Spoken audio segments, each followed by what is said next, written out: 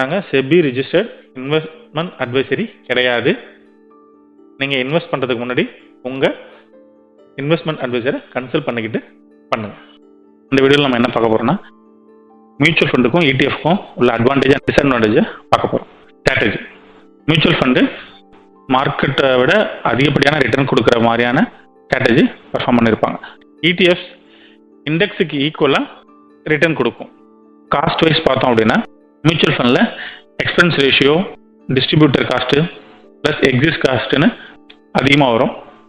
இடிஎஃப்பில் expense ratio mutual fund compare பண்ணும்போது கம்மியாக இருக்கும்.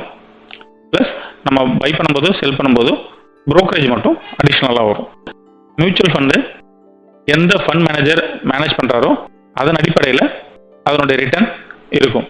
இடிஎஃப்ல பார்த்தோன்னா ஃபண்ட் மேனேஜருடைய நாலேஜ் அந்த அளவுக்கு இதில் தேவைப்படாது. ஏன்னா இது வந்து இண்டெக்ஸையோ இல்லை ஒரு செக்டரையோ ஃபாலோ பண்ணி இன்வெஸ்ட் பண்ணுவாங்க.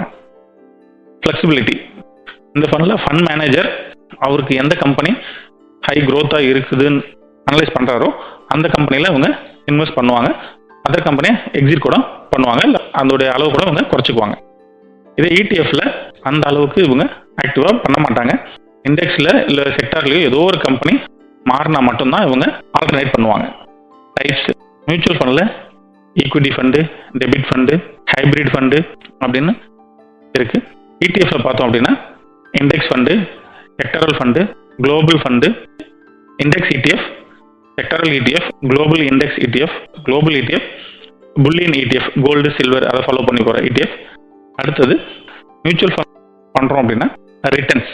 மியூச்சுவல் ஃபண்டில் ஒரு வருஷம் இல்லை ஒரு வருஷத்துக்குள்ளேயே கூட நம்ம ஒரு நல்ல பொட்டென்ஷியலான ரிட்டர்னை எடுக்கலாம். ஒரு க்ரோவிங் செக்டரில் இருக்கிற இதில் நம்ம இன்வெஸ்ட் பண்ணும்போது ஹை ரிட்டர்ன்ஸ் எடுக்கலாம். இதே இடிஎஃப்ல லாங் டேர்ம் பண்ணும்போது நம்ம ஹை ரிட்டர்ன்ஸ் எடுக்கலாம். தேங்க்யூ.